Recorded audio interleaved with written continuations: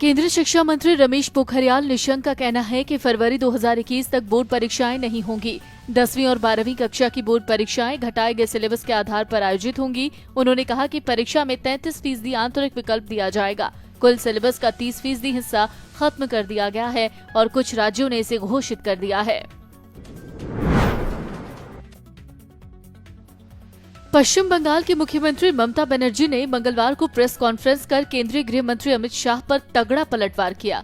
उन्होंने कहा कि गृह मंत्री को सही तथ्य रखने चाहिए थे। बंगाल को लगातार बदनाम करने की कोशिश की जा रही है। सीएम ममता ने कहा कि गृह मंत्री अपनी सरकार के आंकड़ों को नहीं देखते। गुजरात के गांधीनगर जिले के कलोल शहर में मंगलवार सुबह एक शक्तिशाली धमाके में 2 घर ढह गए और 2 लोगों की मौत हो गई। एक व्यक्ति घायल हुआ है। यह हादसा ओएनजीसी की गैस पाइपलाइन में धमाके की वजह से हुआ। कोरोना वायरस से दुनिया में लगातार लोग प्रभावित हो रहे हैं। इसी वजह से दुनिया के कई देश फिर से पाबंदियां लगा रहे हैं। कोरोना वायरस के एक नए प्रकार के सामने आने और उसके तेजी से बढ़ते मामलों के मद्देनजर भारत ने यूके आने जाने वाली सभी उड़ानों पर 22 दिसंबर से लेकर 31 दिसंबर तक के लिए रोक लगा दी है। अमेरिका के राष्ट्रपति डोनाल्ड ट्रंप ने प्रधानमंत्री नरेंद्र मोदी को सर्वोच्च अमेरिकी सम्मान लीजन ऑफ मेरिट से नवाजा है। पीएम मोदी को यह सम्मान भारत अमेरिका की रणनीतिक साझेदारी को बढ़ाने और भारत को वैश्विक शक्ति के रूप में उभरने के लिए दिया गया। वैश्विक महामारी कोरोना वायरस की मार के बाद अब चीन में एक और बड़ा संकट आया है। इसके चलते पूर्वी चीन में सरकार ने शॉपिंग मॉल, कारखाने और कंपनियों को ज्यादा से ज्यादा समय के लिए बंद रखने के आदेश दिए हैं।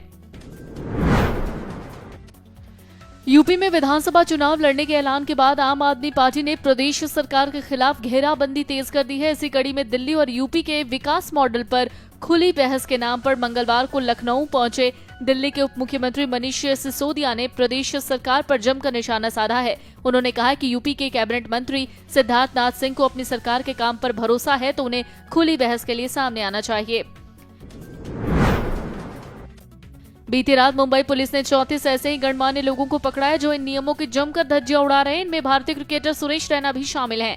महाराष्ट्र के एक अधिकारी ने बताया कि पुलिस ने मंगलवार तड़के मुंबई हवाई अड्डे के पास एक क्लब पर छापा मारा और यहां से 34 लोगों को गिरफ्तार किया है।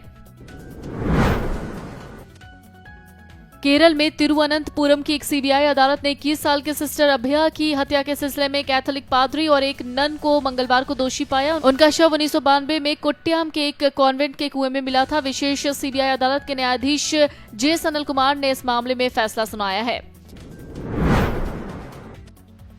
हरियाणा के मुख्यमंत्री मनोहर लाल को मंगलवार को अंबाला में किसानों के कड़े विरोध का सामना करना पड़ा। आक्रोशित किसानों को काबू करने में पुलिस को कड़ी मशक्कत करनी पड़ी। पुलिस ने किसानों को पीछे किया। इसी धक्का-मुक्की में एक किसान की पगड़ी भी गिर गई। इसके बाद जमकर हंगामा हुआ। किसानों ने सीएम के काफिले में शामिल हरियाणा भाजपा के पूर्व प्रधान सुभाष बराला की गाड़ी को भी निशाना बनाया। वीडियो डेस्क, अमर उजाला.com।